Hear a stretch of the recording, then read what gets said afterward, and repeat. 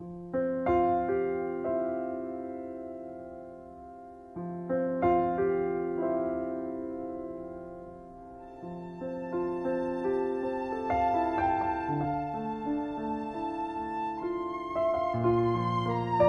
71 жылы осы ішкі істер органында жұмысқа кірдім.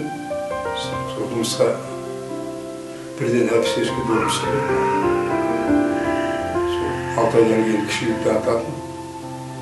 Сонымен участок инспектор болып, бүйенің басында 3 жыл істедім. Жұмыс жасап жүріп, отбасын құрдым. Қазір отбасымызда 2 балалы болдым. Келін балам бар, немерем бар. Енді шүкір жақсымыз айтыр осы. Енді отбасы туралы, алдымыздағы мереке туралы барлық отбасын сол мерекесімен құттықтаймын. Сау болсын деймін. Отбасы күнімен барлық қазақстандықтарды құттықтаймын. Барлық қазақстандықтар аманшылықта болсын, денсаулықта болсын. Елімізде, Қазақстанымызда тыныштық болсын, бейбітшілік болсын.